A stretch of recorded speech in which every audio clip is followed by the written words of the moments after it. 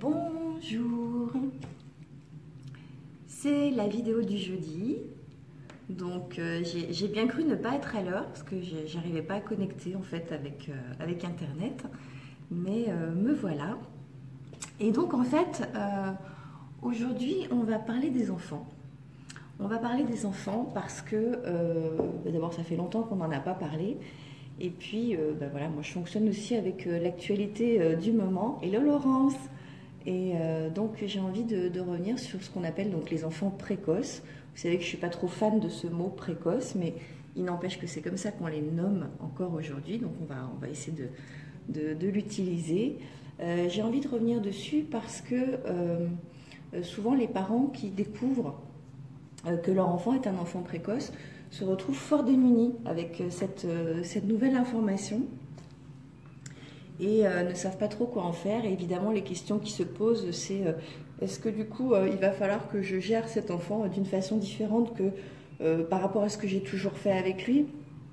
Est-ce que la question de changement de type d'école se pose aussi? Est-ce qu'il y a un saut de classe qui est envisageable? Enfin, il y a des tas de questions comme ça qui arrivent hein, dans la tête et dans la vie des parents de ces enfants-là.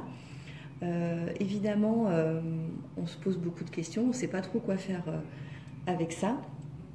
Donc on va revenir dessus. Déjà, je voudrais vous signaler l'existence quand même d'une association qui s'appelle l'AFEP. Donc c'est l'Association française des enfants précoces. Je vous mettrai le lien en barre sous la vidéo YouTube. C'est une association qui a le mérite d'exister un peu partout en France, donc ça vous permet d'être en lien immédiat avec des gens qui ont l'habitude hein, de gérer à la fois les enfants précoces et les parents d'enfants précoces, donc qui peuvent vous aider, vous tuyauter sur des tas de choses concernant ce petit être avec ses particularités. Ça peut être intéressant. Ce que j'avais envie de vous dire sur les enfants précoces, c'est évidemment par rapport à l'école. Moi, je suis en plein dedans aussi, hein, de toute façon, et je ne suis pas la seule. Ce qui se passe très souvent, c'est que on se retrouve confronté à des enseignants qui ne comprennent pas ou qui n'ont pas envie de comprendre, ce qui peut être parfois pire. On se retrouve avec des niveaux scolaires qui se trouvent être de plus en plus bas, malheureusement. Et ces enfants-là, du coup, qui déjà se sentaient différents, décalés, exclus, qui commençaient à ressentir éventuellement de l'exaspération, de l'ennui, ça se démultiplie. Hello Laurent, hello Richard. Et oui, ça se démultiplie, ça prend des proportions assez hallucinantes parfois parce que ils sont malheureux, ils s'ennuient, donc ils font part de leur ressenti à leurs parents ou pas. Dans le meilleur des cas, ils font part de leur ressenti. C'est le meilleur des cas. D'où l'intérêt d'être extrêmement attentif si votre enfant devient un petit peu renfermé, taciturne, etc. Voilà, il y a aussi les enfants qui ne disent pas, hein, qui ne racontent pas ce qui se passe à l'école. Mais c'est hyper important d'être hyper attentif. Pour ceux qui communiquent et qui vous disent je m'ennuie, c'est pas possible, je suis avec des sauvages, on n'apprend rien. Enfin bon, ça peut être formulé de différentes façons. C'est rarement formulé avec beaucoup de diplomatie. Voilà, ce sont des enfants, ils sont sincères et ils livrent ce qu'il y a à l'intérieur de leur cœur. Il faut prendre ça tel quel. En général, c'est bien parce que du coup, vous avez les vraies bonnes informations. Donc la question à se poser quand ils s'ennuient comme ça, parce que le décalage est souvent très très fort. Le décalage n'est pas sur tout, hein, d'ailleurs, ça j'y reviendrai. C'est déjà, bon, évidemment, de rencontrer le personnel enseignant, voir s'il y a moyen de faire quelque chose. Il peut y avoir effectivement la possibilité qu'un enseignant, s'il ne veut pas le saut de classe, parce qu'il y a beaucoup d'écoles qui sont contre, ce qui à mon avis est une énorme connerie monumentale, parce qu'à un moment donné, on peut expérimenter le saut de classe, c'est-à-dire c'est un deal avec les parents, de dire écoutez, on expérimente 3 semaines dans la classe supérieure pour voir effectivement comment ça se passe. Ça coûte rien hein, d'expérimenter, hein. Et de dire c'est un essai, et puis à la limite, ou même on le met en mi-temps dans la classe supérieure pour qu'il n'ait pas le sentiment après éventuellement de régresser ou je ne sais quoi. Bon, il y a 12 000 façons hein, quand on a envie, j'ai bien dit quand on a envie, d'accompagner un enfant à haut potentiel et de l'aider à s'accomplir, à s'épanouir. Donc il y a moyen de ça, il y a moyen de lui donner des activités différentes, supplémentaires, quand il a fini les devoirs avant les autres. Enfin, il y a 12 000 façons quand même de l'accompagner pour qu'il ne s'ennuie pas. Et je parle là du coup de l'école publique, hein, de l'école classique. Il y a moyen qu'un enfant HP s'épanouisse dans une école classique si le personnel enseignant et les parents avancent main dans la main et l'accompagnent justement avec ces caractéristiques qui lui sont propres. Coucou. Ah, tu te lèves. Ok. Hello Sylvette. Donc oui, mais il faut qu'il y ait un partenariat qui existe. Si ça n'existe pas, chacun va bosser de son côté, ça va être beaucoup plus compliqué. Ça peut exister quand même, hein. Moi, souvent, je conseille aux parents qui ne sont pas du coup entendus à l'école de faire un travail chez eux avec leur enfant dans la mesure où ils en sont, pas capables, mais où ils ont le temps déjà pour ça, où ils imaginent qu'ils sont en capacité à les aider sur certains points. Voilà, de les aider à avancer en parallèle en fait. Hein. Si le système ne le fait pas, c'est pas parce que le système ne le fait pas qu'on n'est pas obligé d'être sous la contrainte tout le temps. Hein. Une fois que les portes de l'école sont fermées, on fait ce qu'on veut chez soi et si on a envie d'aider son enfant à progresser, allons-y. Hein. Après tout, s'ils veulent pas faire le boulot ou s'ils se sentent pas en capacité on peut aussi aider nos enfants comme ça. Après, si on se sent pas en capacité, nous, à le faire, il y a des tas d'autres solutions. Il y a effectivement ces associations qui peuvent vous envoyer vos enfants à la rencontre aussi d'autres enfants. Alors, il y a aussi les écoles alternatives. Mais les écoles alternatives, encore une fois, il faut faire très attention. D'abord, ça coûte très cher, donc c'est pas forcément à la portée de tout le monde. Il ne faut pas d'un seul coup, en plus, arrêter de vivre parce qu'on a un enfant qui demande une dépense toute particulière pour son école. Hello Gaëlle, ah, ça fait plaisir. Et donc, faut faire attention. Puis bon, parfois, on n'a pas qu'un enfant. Donc, en admettant qu'on en ait un qui nous coûte 500 € par mois, parce que Montessori, c'est à peu près ça, hein, ou par trimestre, je ne sais plus. Enfin, c'est cher. De toute façon, c'est très cher. Voilà, faut pas flinguer la vie de toute la famille pour mettre un enfant dans une école Montessori. C'est un exemple Montessori, hein. C'est des super écoles, hein. J'ai rien à dire là-dessus. Simplement, pour moi, le seul reproche que j'ai à faire à ces écoles, c'est qu'elles vont pas assez loin. On en retrouve très peu qui vont au collège et au lycée, j'en avais déjà parlé. Et donc, il y a danger. Il y a danger surtout par rapport à l'entrée au collège, en fait. Bonjour Cindy. Parce que un enfant qui aura grandi dans le système Montessori, par exemple, à l'école primaire, et qui va se retrouver dans un collège classique, là, il y a gros danger, quoi. Parce que déjà, quand ils arrivent des écoles classiques, le collège, c'est une grosse étape pour les hauts potentiels. C'est une grosse étape tout court, hein, pour les enfants en général. C'est un vrai changement de monde, c'est un vrai changement de rythme. D'un seul coup, on passe de 1 mètre à plusieurs professeurs. Parfois, il y a des changements de classe. Enfin, ça peut être vécu comme une grosse tornade dans la vie de l'enfant, hein, qu'il soit au potentiel ou pas. Mais quand il est au potentiel, là où ça va se compliquer, surtout le collège, c'est davantage dans les relations aux autres, parce que en termes de contenu, il risque d'y trouver plutôt son compte, hein, parce que du coup, on va lui donner beaucoup d'informations. Et au niveau du contenu, ça pourrait passer plutôt pas mal. Mais alors au niveau du relationnel, c'est là que ça passe ou ça casse. Déjà avec les enfants qui vont l'entourer. Moi je me souviens, pour ne pas le citer, quelqu'un de ma famille, revenir des premiers jours de collège et me dire je suis dans une classe de débiles. Ça a l'air hyper cruel, hein, dit comme ça. Hein. Mais ça voulait juste dire, je me sens tellement déphasée, quoi. Mais comment je vais me faire des copains? Comment je vais pouvoir évoluer tout au long de cette année-là avec des enfants avec lesquels visiblement il n'y a rien qui va passer, quoi.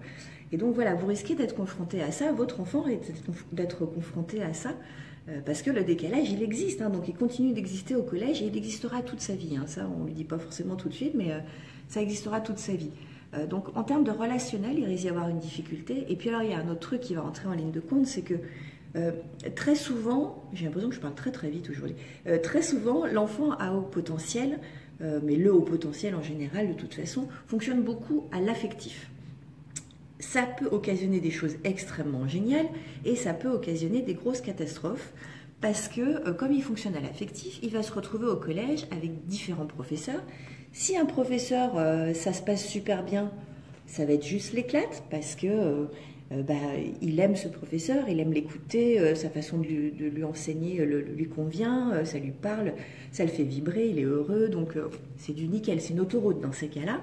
Et puis il peut être confronté à un professeur où ça passe pas du tout, où il ressent qu'avec le professeur ça passe pas du tout, ou réellement ça passe pas du tout pour lui. Et alors là, il risque de se bloquer, même sur des matières où a priori, dans les classes précédentes, ça passait bien. Les parents avaient le sentiment que ça lui plaisait, puis ça coulait plutôt pas mal, même au niveau des résultats, etc.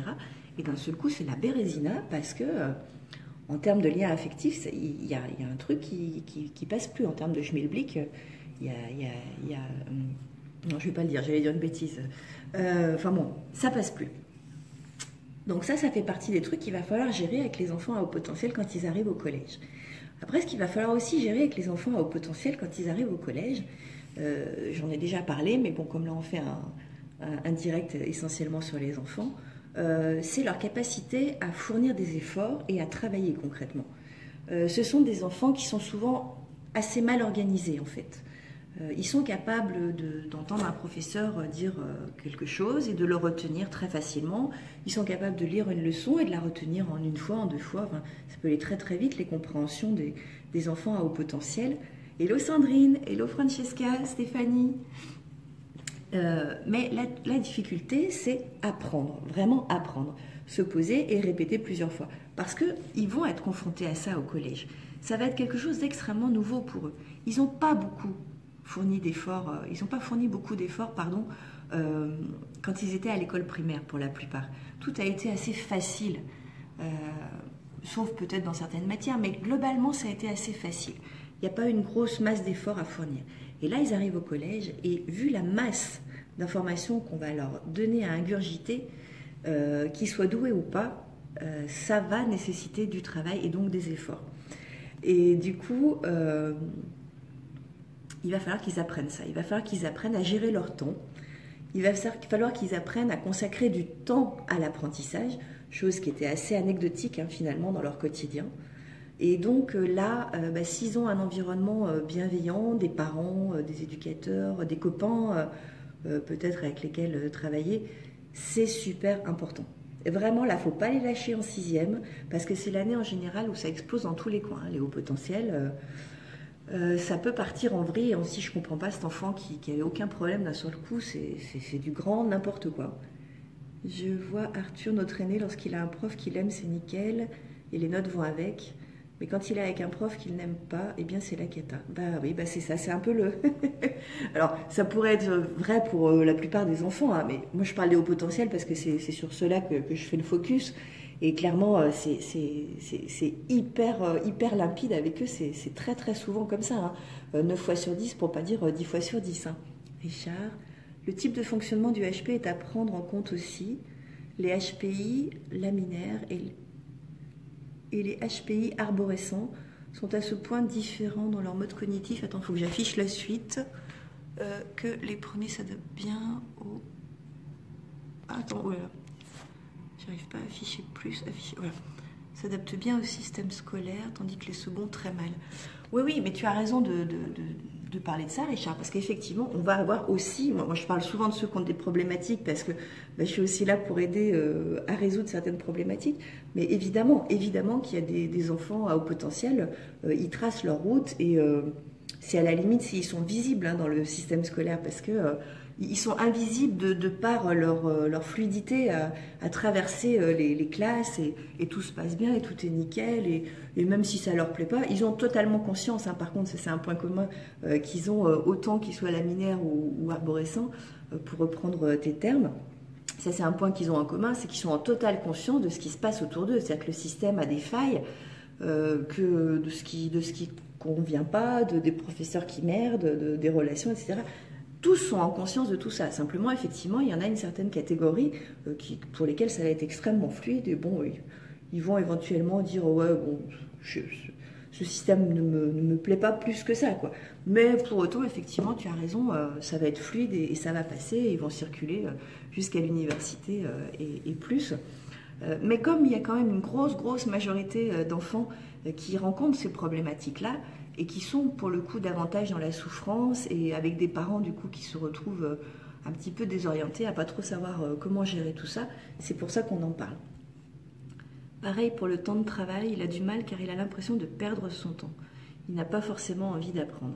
Oui, alors là-dessus, c'est aussi pour ça que c'est intéressant de se tourner vers les gens qui travaillent sur les différentes façons d'apprendre aujourd'hui qui existent ou qu'on peut réinventer, qu'on peut inventer, parce que ces enfants-là ont besoin effectivement qu'il y ait quelque chose, qu'il y ait une corde qui vibre en eux en fait. Moi, je me souviens que mes enfants, pour citer les miens, avaient du mal effectivement à apprendre des textes. Et je leur disais, pourquoi tu n'essaierais pas de les apprendre en les chantant parce que avec le rythme, en plus, tu te souviendras du rythme et du coup, tu reviendras dans le rythme, en plus, si jamais tu devais réciter ou si tu devais réécrire. Et au début, ils m'ont regardé comme ça, un peu avec des gros yeux, un peu comme d'habitude, en fait. Et finalement, ils s'y sont intéressés. Ma fille, en tout cas, a expérimenté ça et elle trouvait que c'était plutôt sympa, en fait. Effectivement, pour retenir sur une musique de son choix, une musique qui lui plaît, on ne va pas lui imposer un truc qui ne lui plaît pas. Mais donc ça peut être une méthode, ça peut être d'expérimenter, je ne sais pas, avec dans la matière, si c'est des poids, des mesures, des trucs, on peut expérimenter dans la matière, en cuisine. Je ne sais pas, il y a 12 000 façons d'envisager les choses. J'ai découvert récemment que les enfants ne faisaient plus de cartes, dessinaient plus de cartes avec en vert les vallées, en marron les montagnes et en bleu les océans. Moi, personnellement, je suis effarée. Parce que pour le coup, alors typiquement, c'est le genre d'exercice qui est génial pour tous les enfants. Mais alors pour le coup, pour un enfant HP, on ancre dans la matière clairement ce qu'on est en nécessité à apprendre. Et c'est visuel, et c'est kinesthésique. C'est juste génial, quoi.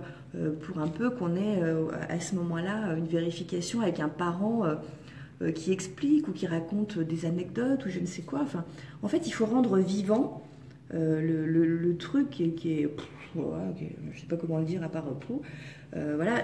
C'est ça, essayer d'animer ce qui n'est pas animé en fait. Et ces enfants-là ont souvent besoin de ça. Donc ils ont souvent besoin qu'on fasse preuve d'imagination pour leur donner envie d'apprendre des trucs où voilà, c'est pas forcément. Et puis il y a aussi autre chose, c'est de leur dire ok, tout ne va pas être hyper intéressant dans ce que tu vas apprendre. Malheureusement, j'ai envie de dire, parce que quand on voit le système au Québec, alors bon, je ne sais pas si ça démarre au collège, il faudrait que je me renseigne, mais au Québec, les enfants choisissent les matières dans lesquelles ils ont envie d'aller étudier. Je ne sais pas si c'est au lycée ou dès le collège, il faut que je redemande, mais moi quand j'ai su ça, je dis mais c'est juste génial, parce qu'effectivement, puisqu'ils choisissent leur matière, ils vont travailler aussi en fonction, quoi. Ils ont choisi en fonction de ce qui pouvait les intéresser, les motiver, les animer, les faire vibrer, donc il n'y a pas de raison pour que ça se passe mal. Que chez nous, voilà, tu dois étudier toutes ces matières-là, et si t'es pas bon en plus, la note va quand même compter dans le truc, alors que peut-être tu en feras jamais. Quand Gad Elmaleh il dit est-ce qu'il y en a un parmi vous dans la salle qui utilise ces cours de flûte dans son travail?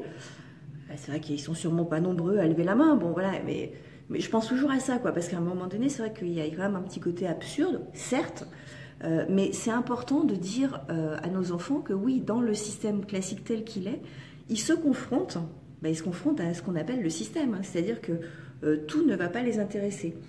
D'où l'intérêt soit effectivement d'opter pour des écoles alternatives, si on peut, parce qu'encore une fois, elles sont pas forcément abordables, mais si on peut pas, peut-être d'aller à la rencontre aussi des professeurs. Tous ne sont pas obtus et bornés, on peut rencontrer des gens avec lesquels ça peut fonctionner. Et si ça ne fonctionne pas, clairement, reprenez la main avec votre enfant, expliquez-lui que c'est pas un professeur qui va décider de sa vie, de maintenant et de son avenir.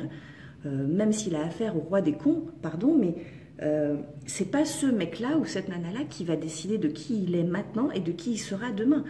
On est complètement en capacité à garder les commandes de notre vie et de la vie de nos enfants. Alors, on n'a pas les commandes de la vie de nos enfants, mais de les accompagner en se disant si l'école ça va pas, soit on l'extrême et tout le monde ne peut pas le faire parce que voilà, on travaille et c'est pas forcément possible. Après, on ne sent pas en plus toujours les capacités à le faire. Mais il y a 12 000 autres moyens d'accompagner nos enfants pour qu'ils traversent ces étapes qui ne sont pas toujours effectivement évidentes et surtout qui sont totalement inadaptées, mais ça devient de plus en plus clair et évident et j'espère que ce qui existe dans les écoles alternatives aujourd'hui finira par exister dans l'école publique, qu'elle soit accessible à tous. Ça manque... Merci beaucoup Laurent, ça manque de décolleté. Je te remercie. Oui, mais ça c'est l'arroseur arrosé, donc je prends, j'accepte, c'est mérité, voilà. Ok, très bien. Non, parce qu'il y a un petit joke avec ça, on embête beaucoup Laurent lors de ses directs. Et voilà, donc c'est le retour à l'envoyeur. Ok, c'est validé, moi j'ai pas de souci avec ça. Bonjour Estelle. Alors attends, qu'est-ce que j'ai vu? Ouais, tu vois, il m'a quand même perturbé, hein. Wow. Bon, ok. Donc oui, voilà. Et je vous disais, effectivement, on n'est pas obligé de subir le système. Merci Francesca. On n'est pas obligé de subir le système, même si clairement on va se sentir en bagarre. Hein. Parce que quand on a un enfant différent et qu'on a envie de l'accompagner au mieux, c'est clair qu'on va se sentir en bagarre avec le système. Parce que voilà, on est confronté au quotidien et à un ensemble relationnel autant enfant qu'éducateur qui ne convient pas forcément. On va être confronté au retour de ce que fait notre enfant. Ça peut être visible sur ses résultats, mais ça peut être aussi visible sur quelque chose qui me semble beaucoup plus important que ses résultats. Ça peut être visible sur son comportement, s'il se renferme sur lui-même, ou si il entre en rébellion aussi, parce que ça peut être ça aussi, hein. Les enfants au potentiel qui se sentent mal ne sont pas seulement renfermés sur eux-mêmes et tristes. Il y en a, d'un seul coup, ils se mettent à vouloir tout péter et du coup, ça se manifeste par de l'arrogance, comment disent les professeurs, tu aimes, je sais même plus. Enfin bon, ils vont être collés tout le temps parce que soi-disant, ils ont répondu alors que peut-être ils ont juste voulu donner leur point de vue. Mais pour ceux qui sont allés à l'école ici, et je pense qu'on y a tous été, donner son point de vue à l'école, c'est pas toujours bien reçu, n'est-ce pas? Et le problème de l'enfant à haut potentiel, si toutefois c'est un problème, en tout cas ça en est un à l'école, c'est que donner son point de vue, c'est pas toujours bien pris, c'est même rarement bien pris. Donc il va être confronté à des tas de choses comme ça en se disant mais c'est pas vrai quoi. Mais dans quel monde je suis obligée d'avancer, d'évoluer, d'apprendre quoi. D'où l'importance vraiment d'avoir des parents, un environnement qui sont extrêmement attentifs et qui l'encadrent. Quand la particularité du HP n'a pas été détectée, on est juste des enfants difficiles et mauvais en classe. Mais exactement, c'est exactement ça. Et ça fait des enfants, effectivement, qui du coup vivent l'injustice encore plus fortement que les autres. Parce que déjà, ils la vivent. Hein. De toute façon, les enfants HP, c'est des justiciers dans l'âme, quoi. Ils supportent pas l'injustice, ils la ressentent jusqu'au tréfonds de leur tripes, quoi. Donc en plus, ils manifestent leurs différences d'une certaine façon. Si effectivement, comme tu le dis, ils sont catégorisés comme enfants difficiles et mauvais en classe, bon, bah, ça va être les enfants qui sont régulièrement convoqués chez le directeur, les enfants qui sont collés, les parents qui sont convoqués et auxquels on va dire ce serait peut-être bien d'envisager un parcours différent pour votre enfant, il est totalement inadapté au système scolaire. Pourquoi je prends un temps de pause? Parce que cette phrase-là, je crois qu'on est nombreux à l'avoir entendue. Moi, je l'ai entendue. Et quand je l'ai entendue, j'avais juste envie de lui péter la gueule en lui disant « Tu es en train de me dire que mon enfant est inadapté à ton système, alors que c'est ton système qui devrait, depuis la nuit des temps, avoir bougé ses miches pour s'adapter aux enfants. C'est pas l'inverse, mec. C'est pas à mon enfant de s'adapter à ton système. C'est ton système qui est totalement préhistorique et qui devrait se bouger pour qu'il se passe quelque chose de différent pour les enfants. L'école, on est sous une école préhistorique avec des enfants qui ont tellement évolué, qui ont tellement accès à des choses différentes que eux-mêmes la trouvent préhistorique. Pourquoi les enfants s'ennuient à l'école et pas que les hauts potentiels? Mais attendez, aujourd'hui, quand les enfants cherchent quelque chose, une information, ils tapent sur Google. Le professeur qui leur demande de faire une recherche sur un sujet, s'il ne met pas un peu d'animation, un peu d'imagination dans son sujet qu'il veut faire découvrir ou travailler à un enfant, mais il a tout faux. Parce que l'enfant, il va juste aller taper sur Google le nom du sujet, il va faire 3 polycopiés, et il ne voit pas où est l'intérêt de ce truc-là. Par contre, si on lui fait vivre le truc, je ne sais pas, moi, qu'on lui parle, je sais pas, comment on pourrait lui parler de ça, je sais pas, on va parler de l'esclavage, qui n'est pas un sujet forcément, parce que c'est triste, etc. Bon. Mais ça peut être hyper vivant. Il y a des films fantastiques qui ont été faits sur ce sujet. On peut aller à la rencontre de gens qui sont vivants et qui peuvent raconter leur histoire. On peut aller, je sais pas, enfin, il y a 12 000 façons. Il y a de la musique qui est née de cette époque, de l'esclavage aussi. Enfin, il y a 12 000 façons d'aborder un sujet en le rendant vivant, en le rendant intéressant, en fait. Et en plus, plus on rend un sujet vivant et intéressant, et plus l'enfant, il l'ancre, il engramme. Et il va garder ça toute sa vie. Et je pense qu'on a tous vécu ça, des choses qui... on se souvient de certains sujets qu'on a traités à l'école. Et pourquoi on s'en souvient? Réfléchissez bien. À un moment, il s'est passé un truc, il y a eu une connexion différente. La personne qu'on a eue en face de nous, elle nous l'a fait ressentir, son sujet. C'est tout. J'en ai des frissons quand je le dis, parce que ça arrive tellement peu souvent. Oui, et aussi des capacités, mais oui, ça on va y revenir, Gaëlle, c'est clair. C'est pas tant les enfants qui doivent savoir ce qu'ils sont, mais les instituteurs qui doivent savoir les détecter pour mieux s'adapter. Je lis même pas, Francesca, ce que tu m'as marqué. mais oui, et alors le problème, effectivement, Laurence, c'est que les professeurs ne sont pas formés déjà à la détection des hauts potentiels, en tout cas la majorité ne le sont pas, il y en a certains, si toutefois ils le sont, ils le font de leur propre initiative, c'est pas une proposition qui leur est faite, hein. Même si sur le site éducation gouvernement je sais plus, enfin bon, ils parlent de plus en plus en disant que ils sont totalement ouverts. Faudrait que je retrouve la formule parce qu'elle est juste géniale cette formule. C'est une vraie formule de politique. Ils sont désormais totalement ouverts à l'intégration des enfants précoces et ils en tiennent compte. Et enfin, c'est une phrase qui veut dire en gros que ils veulent plus qu'on les accuse de ne pas tenir compte des enfants précoces, mais concrètement, ils ne savent absolument pas quoi en faire. C'est à peu près ça qui est dit.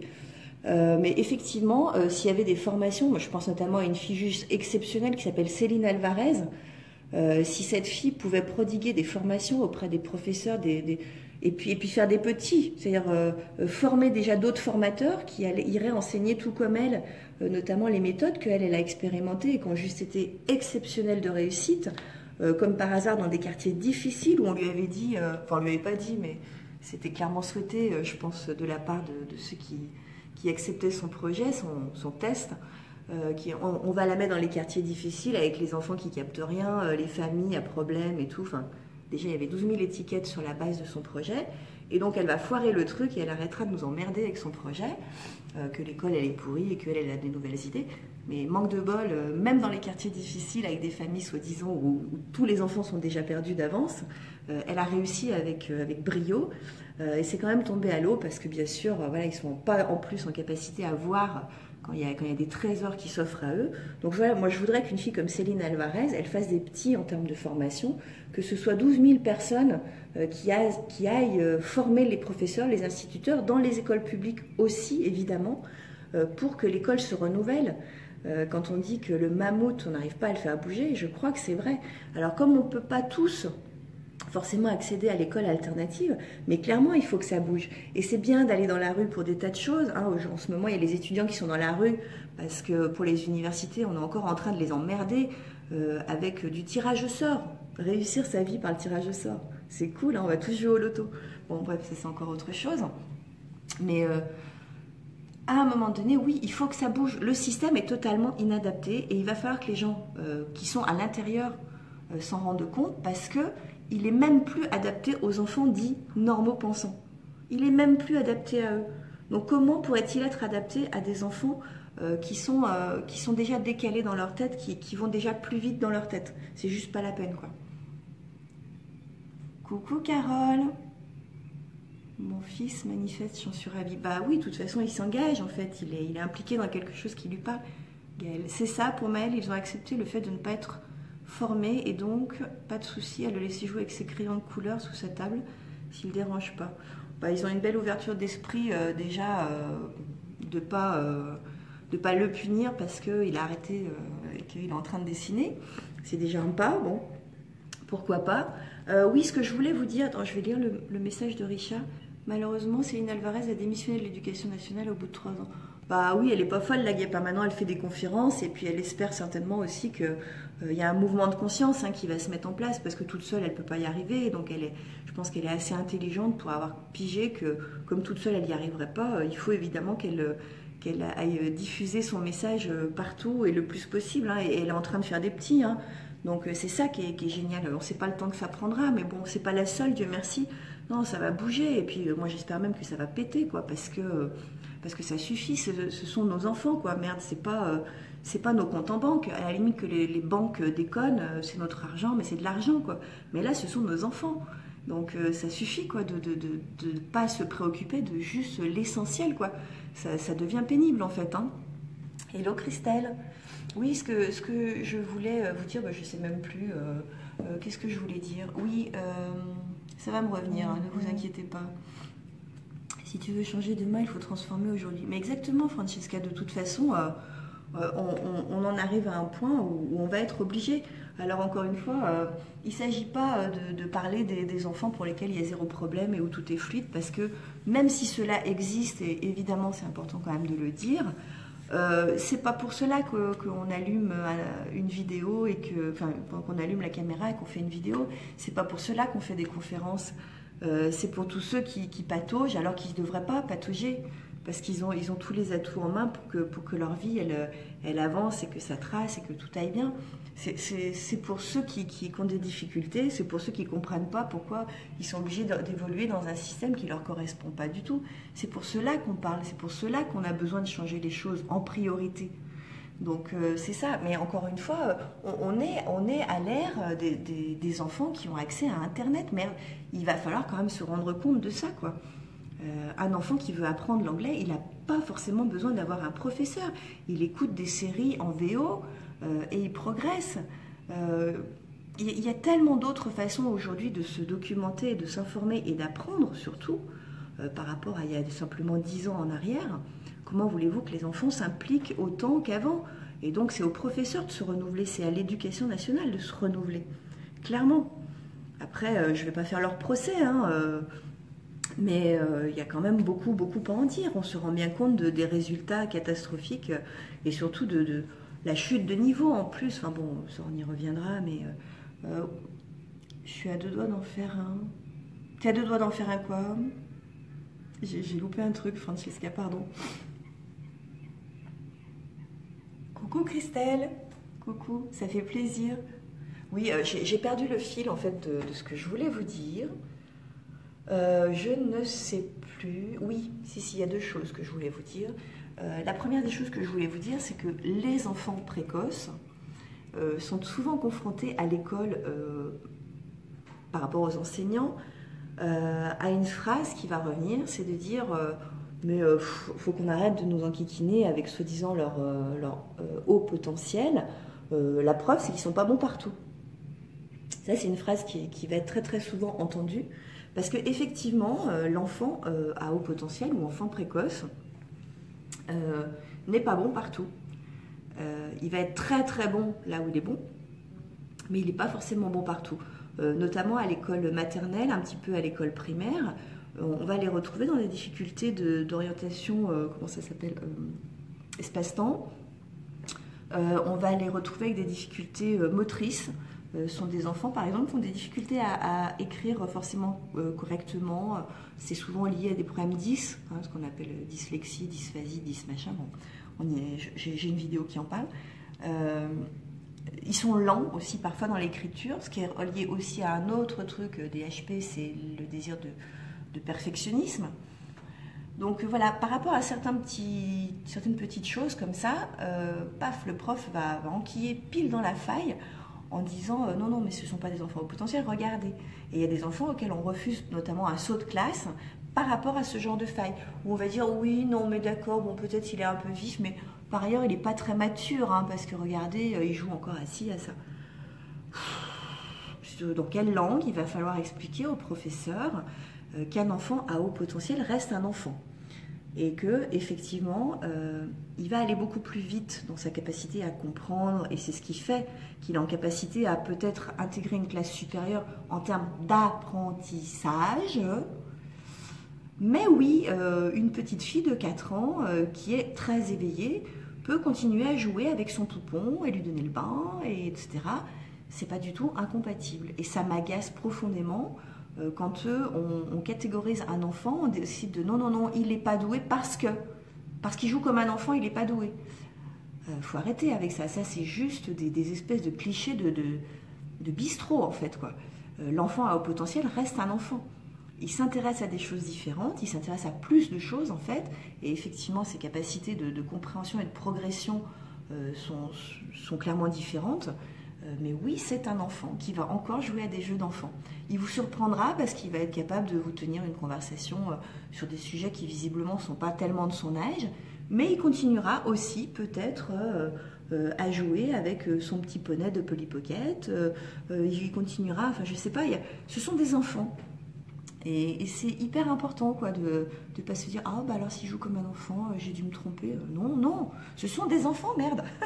Ils vont grandir comme les autres sur plein d'autres points. Et bien souvent d'ailleurs, il y a un autre point aussi sur lequel ils sont peut-être un peu gauches, et qui fait que, encore une fois, on remet ça sous le coup des problèmes de maturité et donc ils sont pas prêts, machin. Ça va être par rapport à le lien à leur corps. Ils sont souvent assez gauches, hein, ils sont souvent mal à l'aise dans leur corps, clairement. Donc ça va se manifester dans leur façon de se mouvoir.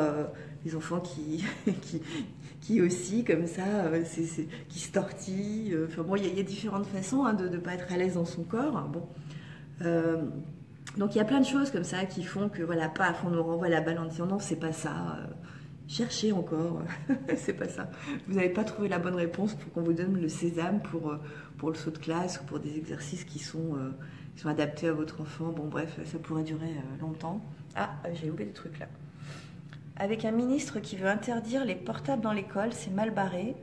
Alors que les enseignants du Québec et des pays nordiques favorisent leur utilisation en cours comme outil pédagogique. Ouais, mais de toute façon, enfin moi j'ose même pas parler, là j'ai pas envie de parler de politique Richard parce que je risque de m'enflammer tellement fort, ça mériterait une vidéo particulière et pour le coup, même pas forcément public quoi, parce que du coup je suis quand même engagée dans quelque chose moi et ça commencerait à ressembler à du prosélytisme, ce que j'ai absolument pas envie de faire parce que j'ai des convictions certes, mais je suis pas là pour faire de la politique. Mais oui, il y aurait évidemment beaucoup à en dire.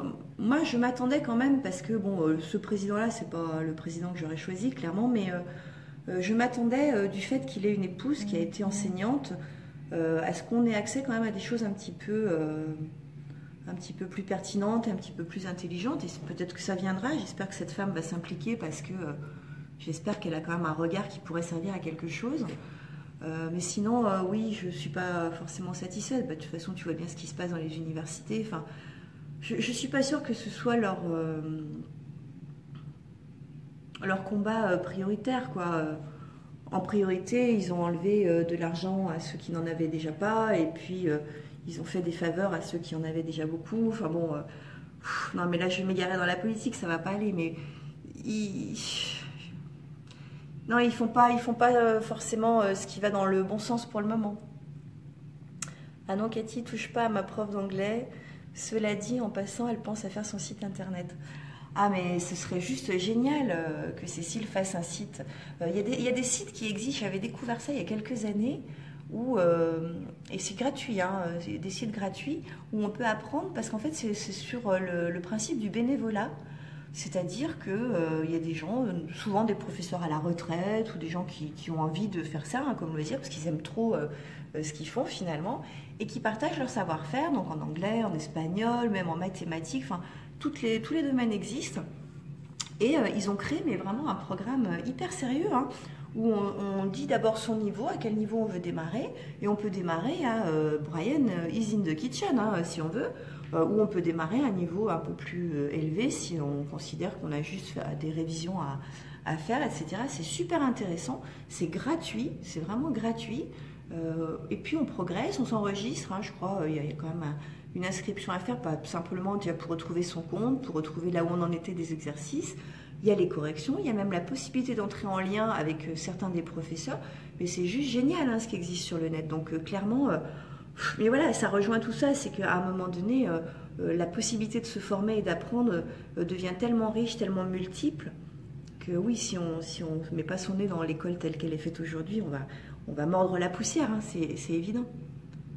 Donc, saut de classe judicieuse ou pas, s'il est capable de donner le cours en anglais à toute la classe, à faire des exercices de maths bien au-dessus du niveau et en même temps faire 3 fautes par mot en français. Ben, c'est sur ça que les profs s'accrochent, Gaëlle, en fait. Ils vont même pas te dire, ouais, il est capable de tout ce que tu viens de dire. Ils vont dire, ah ben oui, mais il fait 3 fautes par mot en français, alors vous comprenez, gna gna gna gna. Voilà, ils s'accrochent à ça pour pas faire sauter les classes. Et de plus en plus, il y a une difficulté à faire les sauts de classe.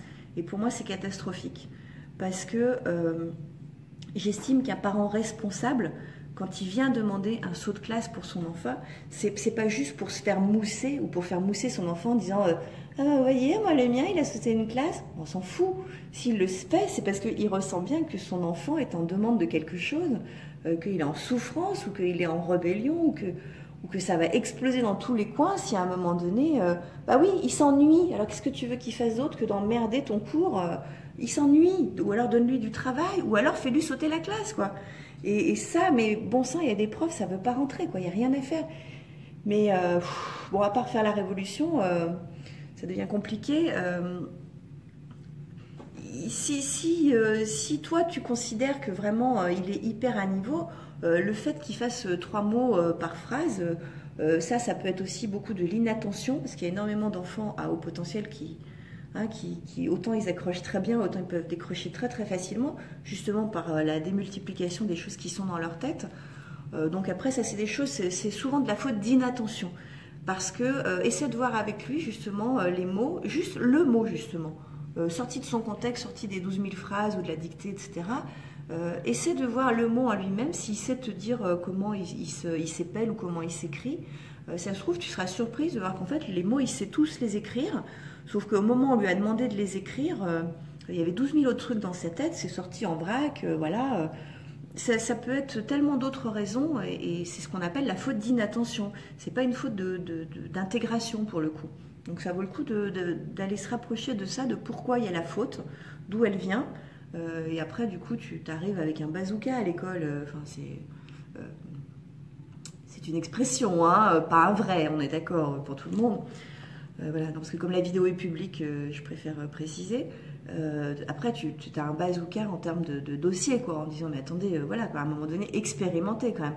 Faites expérimenter à mon enfant la possibilité de vous montrer de quoi il est capable. Après, si vous considérez que c'est vraiment pas possible, on verra, on en reparlera, mais laissez-nous expérimenter ça, quoi. Il explique que c'est le stress. Ouh, attends, ça va tellement vite. Que c'est le stress. Il considère qu'il n'a pas le temps à la maison. Il considère qu'il n'a pas le temps. À la maison, ça prend de plomb, mais ça va. Ouais, alors ça, bah voilà, ça rejoint aussi une des problématiques, si je puis dire. Pourquoi j'ai marché c'est rien.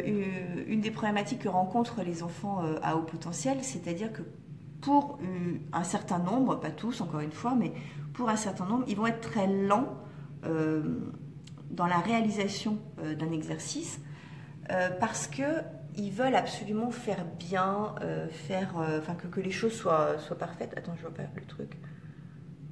Voilà. Donc toi tu dis, il explique que c'est le stress et qu'il n'a pas le temps, parce que voilà, en fait il se met une pression à l'école qu'il ne ressent pas clairement à la maison, parce que du coup il n'y a pas de chrono, etc. Et il se sent donc plus libre de travailler convenablement, et donc il ne fait pas les fautes. Il fait les fautes effectivement, et en fait la réponse il l'a ton fils Gaël, c'est le stress. Après il faut voir avec les professeurs aussi pourquoi ils ont un temps précis pour le faire. Est-ce que c'est parce que derrière il y a une autre activité ou est-ce que c'est parce qu'ils les testent justement sur leur rythme de travail? Parce que quand les enfants après intègrent le collège, les professeurs de CM1, CM2 savent que le rythme va être davantage soutenu et ils peuvent aussi, sous forme d'exercice, leur faire expérimenter une différence de rythme, en fait, pouvoir par rapport au rythme, comment ils vont s'adapter aussi. Ça peut être ça. Donc à vérifier quand même, parce qu'il n'y a pas forcément de la malveillance. Après, il y a peut-être au contraire de la bienveillance à les aider déjà, à les faire travailler sur attention, on va changer de rythme, hein, les enfants. Donc comment tu gères ça, quoi. Et peut-être en parler même directement à ton fils en lui disant, tu sais, quand tu vas arriver au collège, le rythme risque d'être un peu plus soutenu justement. En sixième, je ne sais pas s'ils leur font déjà faire juste de la prise de notes, mais c'est possible. Donc par rapport à la prise de notes, qui risque d'être un peu plus intense, comment tu te sentirais par rapport à ça? Ou est-ce que toi, tu peux le faire comme un jeu? C'est-à-dire qu'après, toujours pareil, après, il faut se tordre la tête, hein, avec les enfants au potentiel, mais parfois pour du bénéfique. C'est-à-dire de te dire, bon, ça lui met du stress parce qu'il considère qu'il n'a pas le temps. Par contre, si on transforme ça en, attention, c'est un jeu, ok? Je te lance le défi de terminer ce travail en tant de temps top chrono. Et si tu le termines en tant de temps top chrono, on fait soirée crêpe. J'en sais rien, c'est n'importe quoi, hein, que je dis, mais là je parle pour à la maison, hein, évidemment que le professeur va pas faire soirée crêpe, mais donc du coup, voilà, essayer de trouver peut-être une alternative pour que du coup il intègre que parfois le rythme est différent et que d'un seul coup ça lui pose plus le problème que ça lui posait. Ça lui pose un stress parce qu'il voit pas pourquoi il faut aller vite. Mais si d'un coup il faut aller vite parce qu'on va gagner un truc, quoi. Il y a un intérêt à aller vite. C'est pas juste parce que derrière on a un truc à faire, quoi, un autre truc à faire, non. On va aller vite parce que on est les champions du monde, quoi. Et là, d'un seul coup, peut-être que ça change la donne et peut-être que ça va se passer super bien, en fait. Ça vaut le coup d'expérimenter, franchement. Et Laura Shida, l'idéal serait pour les HP comme pour les neurotypiques d'une école à la carte, en pouvant suivre des niveaux différents dans chaque matière. Pouvoir être au niveau 5e en maths, 3e en français, etc. Ouais, mais parfaitement. Mais Richard, évidemment, ça serait l'école idéale. Et le pire, c'est que je ne suis pas certaine que ce ne soit pas réalisable. C'est juste que les gens ont peur du changement, en général, parce qu'un changement, ça implique des efforts pour s'adapter à quelque chose de nouveau. Et puis, il y a effectivement tout le monde de l'éducation nationale, enfin, les professeurs, etc. Il y en a plein qui n'ont pas envie que ça bouge, hein. Bon, il y en a aussi qui ont envie que ça bouge. Attention, à chaque fois, je dis le contraire parce que voilà, je sais qu'il y a aussi des gens très très bien, Dieu merci, mais il y en a beaucoup, ils veulent absolument pas que ça bouge, hein, et c'est pour ça que ça bouge pas, hein, d'ailleurs. Hein. Parce que si demain les profs vont dans la rue en disant, écoutez, nous on en a marre, hein, parce que on est au niveau du ras des pâquerettes avec les gosses. D'abord, on peut plus rien leur dire, parce que ça aussi, hein, ça, on pourra en parler. On peut plus rien leur dire parce que mon Dieu, on va les traumatiser. Mais merde, quoi. Vous avez vous à la maison, quand votre enfant fait quelque chose qui va pas, je dis pas que vous lui collez des tartes, c'est pas une solution, mais vous êtes en capacité à faire preuve d'autorité, de fermeté. Ça peut tenir juste dans un regard ou de dire ici on respecte l'individu qui parle avec vous, quoi. Après, vous avez le droit de vous exprimer, mais il faut qu'il y ait des codes. Le code, ça peut être de lever la main pour s'exprimer, et effectivement tout le monde peut s'exprimer, mais avec des codes de vie en société, quoi. Ça aussi, c'est encore un autre truc, mais bon, je pense que c'est aux professeurs de dire, nous on veut que ça change, on a envie que nos classes elles soient vivantes, on a envie à nouveau de retrouver peut-être le goût de notre travail, parce que moi, de ce que j'ai pu constater, et là je suis juste à l'école maternelle, hein, avec ma dernière, je vois pas où elles peuvent s'éclater, les maîtresses. De ce que j'ai pu voir, j'ai trouvé ça, je sais pas, j'ai trouvé ça, le mot c'est quoi, c'est dissolu, non, c'est pas ça. Je cherche le mot. Enfin, ouais, il y a du job, hein. Mais ce que tu proposes, Richard, c'est juste un truc génial, quoi. C'est juste un truc génial d'aller dans le niveau où on en est en fonction des matières et donc de son propre niveau. Et ça serait juste génial. Ça rejoint un peu ce qui se passe. Je crois que c'est en Finlande où les enfants, en réalité, ils passent les classes, hein, quels que soient leurs résultats, etc. Et en fait, c'est eux qui décident d'eux-mêmes de dire non, mais là, moi, je veux continuer à expérimenter ça parce que là, je suis pas au point et tout. Mais du coup, c'est d'eux-mêmes qui sont en constat de leurs limites à un moment donné et donc ils veulent travailler davantage. Mais on leur dit pas, toi, tu es limité, tu restes là. Toi, tu n'es plus limité, tu vas là-bas. Si tu... enfin, qu'on marche sur la tête. Donc oui, il y a énormément de choses à faire très, très intelligentes. Je te remercie, Richard. Après, l'orthographe, ça peut venir plus tard parce que c'est pas important pour lui en ce moment. Oui, mais ça peut être ça aussi, mais d'après ce que dit Gaël, moi je pense qu'effectivement c'est davantage lié au stress, c'est-à-dire qu'on lui met la pression et il ne sait pas du tout pourquoi, alors que si d'un seul coup il y a un sens à ce qui est pression, notamment dans les défis, hein. On voit les enfants quand ils font des jeux, moi j'ai découvert une émission à la télévision, je n'arrête pas beaucoup, mais là je l'ai regardé et j'ai adoré ça, un jeu qui s'appelle Safari Go, je crois que c'est sur Gulli. Les gosses, ils sont à fond, quoi, mais ils sont impliqués parce qu'ils vont gagner la médaille avec le lion et tout. Et pas que ça, après, ils peuvent gagner d'aller faire un safari avec leur famille, découvrir les éléphants, les approcher et tout. Mais là, on est dans l'animation totale, quoi. Et tout ça, ils le gagnent en fonction des réponses qu'ils donnent à des questions et des jeux qu'ils font en famille, des challenges, machin. Le HP adore le défi, le challenge. S'il y a un truc aussi derrière à la clé en plus d'intéressant et tout. Donc, il y a peut-être, voilà, il y a des trucs à creuser là-dessus, hein. Ça peut le bloquer aussi si l'incite le fait trop. Bah ouais, on en revient à l'affectif, hein. Luc, bonjour. Bah de rien, Gaëlle. Sandrine, bonjour. Bon, écoutez, je pense qu'on a fait un petit peu le tour. Ce que je voulais ne pas oublier de vous dire aussi, c'était de faire attention, mais je pense qu'il faudrait que j'en refasse une vidéo parce que sinon ça va être trop long. Quand vous faites passer des tests de QI à vos enfants, parfois vous allez vous retrouver en face d'un psy qui vous dit les résultats sont plutôt bons, elle parle en chiffres, hein, mais le test n'est pas significatif. Tadam! Qu'est-ce que ça veut dire?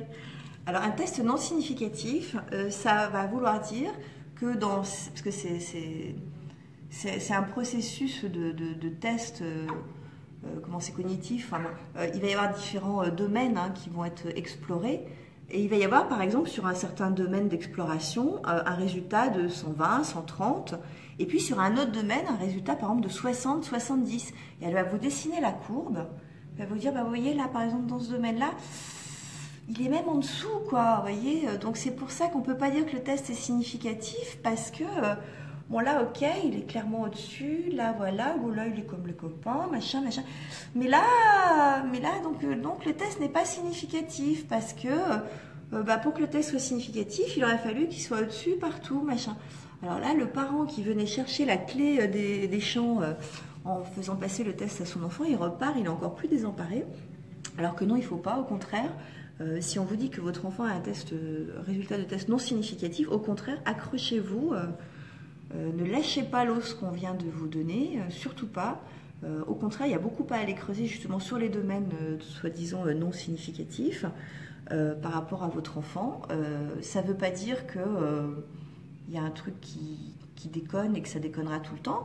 Ça peut vouloir juste dire que, au contraire, on vous donne des outils pour vous adapter au fonctionnement de votre enfant, à ce qui l'intéresse, à ce qui ne l'intéresse pas, à certains endroits où il peut avoir des failles, parce qu'un enfant à haut potentiel n'est pas un enfant parfait. Donc oui, bien sûr qu'il va y avoir des choses où le test sera rendu non significatif, souvent. Voilà, bon ça je voulais vous en parler. Qu'est-ce que je voulais vous dire d'autre? Je ne sais plus. Non, mais je pense que je referai une vidéo parce que c'est déjà long et je voudrais pas que ça devienne trop long pour tout le monde. J'ai eu le droit à sa haute fatigabilité au bout de 2 heures, du coup, test faussé au niveau de la courbe. Ouais. Mais c'est pour ça que je voulais en parler, Gaëlle, parce que ça arrive très souvent en fait, hein. C'est rarissime un enfant qui est au-dessus dans tous les domaines qui ont été testés hein, dans le WISC. Donc, forcément, on est confronté à ça, hein. L'inadaptation scolaire est souvent proportionnelle aux résultats disparates dans les différentes formes d'intelligence. Oui. Et c'est pour ça que ce que tu faisais comme proposition, hein, d'être dans une matière en fonction du niveau auquel on se situe dans cette matière-là, ce serait extrêmement intelligent. Et puis de poursuivre après dans les classes supérieures, carrément en choisissant les matières qu'on a envie d'étudier, parce que on n'est pas obligé de tout maîtriser, alors qu'il y ait des bases, hein, de savoir compter, de savoir écrire, de savoir lire, ça on est ok, mais après non, on n'est pas obligé de tout savoir maîtriser. Il y a des gens qui sont très très mauvais en histoire encore aujourd'hui, ça ne les empêche pas d'avoir une vie épanouie et d'être heureux et d'avoir un job dans lequel ils sont très bons. Donc voilà, après l'inadaptation aussi, elle vient de là, quoi. C'est que quelque part, on pousse les enfants à travailler des matières qui ne les motivent pas, qui leur servira peut-être même pas. Donc à part certaines matières de base dans les apprentissages, c'est vrai que ça devient compliqué et que ce serait bien de réinventer l'école à ce niveau-là. Pour mon fils, la conclusion du test non significatif. Il y a du très bon et du très mauvais, du coup on ne sait pas. Voilà, c'est pour ça que j'en parle, mais je pense que je referai une vidéo peut-être demain matin du coup, mais je voulais pas reparler des enfants. Non mais j'en reparlerai, je referai quelque chose là-dessus. La plupart des enfants ressortent de ces tests avec résultats non significatifs. Et le parent ressort encore plus désemparé, alors qu'il ne faut pas, parce que de toute façon, dès l'instant où il y a eu un résultat, bon déjà il y a des chiffres, hein. Après elle les additionne, elle les divise, hein, comme pour les notes à l'école, hein. Voilà, donc vous avez un bilan avec une note qui peut avoir été dégringolée par des notes justement basses dans certains domaines lors du test. Moi ce que je recommande aux parents dans ces cas-là, c'est la note qui a été hyper basse, par exemple, parce que ça arrive, hein, il y a souvent un domaine, effectivement, où c'est pour le coup très significatif la différence avec les autres domaines. Cette note-là, tu la mets de côté et toi, tu refais ton calcul pour voir la potentialité de cet enfant. Et du coup, le domaine dans lequel c'était effectivement beaucoup plus bas, voire plus bas que la moyenne, c'est là-dessus que toi aussi, tu vas pouvoir travailler avec ton enfant et te questionner sur ce truc-là. Et te dire à quel moment ça pêche là-dessus et pourquoi surtout. Pourquoi? Parce que ça se trouve, ton enfant là-dessus, c'est pas qu'il est pas bon, c'est que actuellement, là où il en est, l'environnement qu'il a, la façon dont on aborde cette problématique-là, ça lui convient juste pas en fait. Mais peut-être qu'il est aussi bon dans ce domaine que dans les autres. Après, il y a peut-être d'autres choses à voir, mais pas se focaliser là-dessus. Focalise-toi sur le fait qu'il y a des choses qui ont été clairement au-dessus. Donc là-dessus, tu sais qu'a priori, il est bon. Il faut voir quand même là où ça pourrait pêcher. De toute façon, c'est un travail à décortiquer après. Mais ça, on pourra en reparler, même en individuel et tout, il n'y a pas de souci. Et je suis ouverte à vos questions, même en messagerie. Même si je mets un petit peu de temps, je réponds toujours. L'inadaptation scolaire est souvent proportionnelle. Ah bah ça, je l'ai lu, Richard. Attends, où est-ce que j'en suis? J'ai loupé un truc, je pense. Bon, ça fait rien. J'ai dû louper quelque chose. Bon, oui, je vous ai parlé de ce qui me semblait important, effectivement, de terminer sur les tests. On pourrait parler de beaucoup d'autres choses par rapport aux enfants parce que on pourrait développer sur leur ultra créativité, sur leur capacité, pas à être visionnaire, mais à tout capter et donc à ressentir quand les choses ne vont pas bien, que ce soit à l'école ou à la maison, hein. S'il y a papa ou maman qui va pas bien, ou enfin ils ressentent beaucoup les choses, hein, ces enfants-là. Méfiez-vous,